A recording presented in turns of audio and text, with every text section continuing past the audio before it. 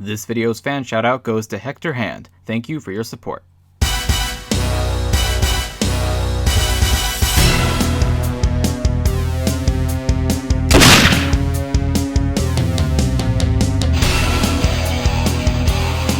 Personnel to the cultivation area. Kill the light!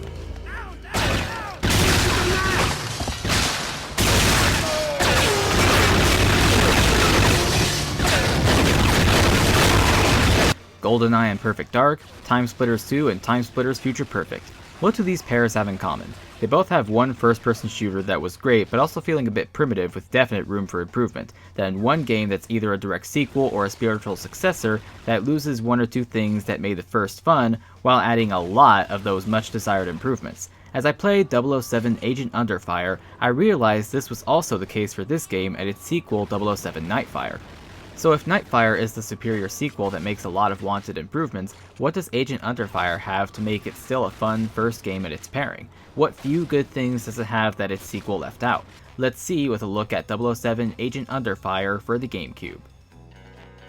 The story of this 007 adventure follows James Bond trying to stop a terrorist organization's plan from killing world leaders and replacing them with clones to do their bidding. A very sci-fi story even for Bond.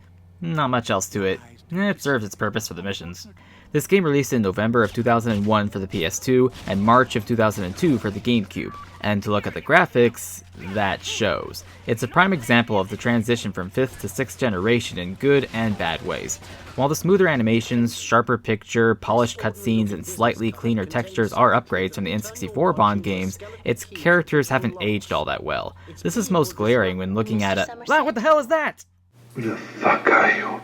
Well, apparently, according to EA, this Bond was intentionally made to look more generic because they didn't want him to look like any of the actors who've actually portrayed Bond in the movies. Basically, EA gave up trying to capture Pierce Brosnan's likeness and gave us a dark alley serial killer in a suit, until Eurocom returned and brought back Mr. Brosnan's likeness for the next few games, including this cameo in the less successful GoldenEye Rogue Agent.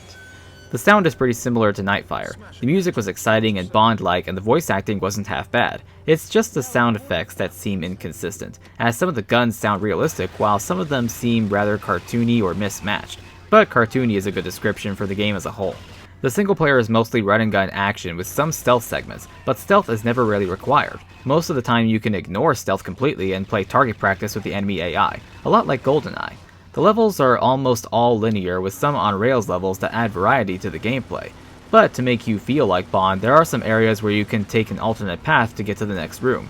Taking the sneakier path awards you with a Bond move, which this game has a lot of. You'll find plenty of opportunities to dispatch henchmen with clever Bond moves. The game does feel like a standard FPS until moments like that. These moments are even better when they're executed with gadgets. In The World Is Not Enough, a lot of classic Bond gadgets were contained in your watch. This time the laser, grapple claw, and decoder are on your early 2000s cell phone, which is really cool and fitting for the time. Even the jetpack returns for an extra dose of sci-fi. Although cycling through the gadgets and weapons all with the D-pad caused a lot more frequent accidental switches to the wrong thing than I would have liked. There is a good variety of modern weapons here with a small list of one or two sci-fi weapons. All the weapons are fun to use, but just like with Time Splitters 2, the aiming feels very awkward, which is probably why auto-aim is on by default, and it does make playing easier, but aiming still isn't perfect even with auto-aim on. And with auto-aim off, it feels very jerky, like a little movement will move your crosshair too far. It felt like the game didn't quite understand it wasn't an N64 shooter. The action in Agent Underfire is still pretty good, but the game feels rather short. Most of the missions minus the last few you can get through in about 5 minutes or even less, assuming you don't keep dying. Completing the main campaign takes about 5 or 6 hours, probably why they tried to compensate by making the last level so hard. Luckily there's a multiplayer mode you can play afterwards, and this is really where all the comparisons are validated. There are 4 modes you can play, and 2 of them, Combat Trading and Top Agent, let you play with up to 3 bots that you can customize. Now this does have less than Nightfire in terms of modes, bots allowed, and characters. It restricts you to only choosing characters from the game itself, so you can't play as any classic 007 characters. There also aren't as many weapons to use since, like the single player, it's mostly modern weapons. However, this multiplayer still has features to make it fun in a rather Time Splitters 2 sort of way.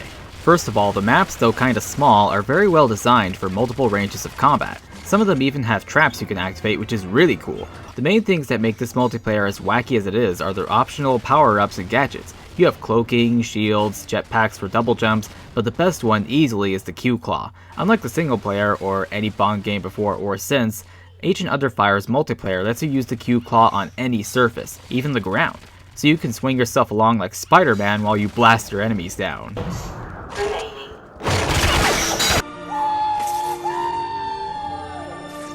It really does help to make Agent Under Fire's multiplayer a lot of fun despite the features it lacks. While still not the best Bond game, it shows itself to be a step in the right direction from 5th gen Bond shooters, a nice transition from the N64 to the GameCube. Bear in mind you can't even attempt to take this game seriously, but its over-the-top action and character are the main sources of its fun.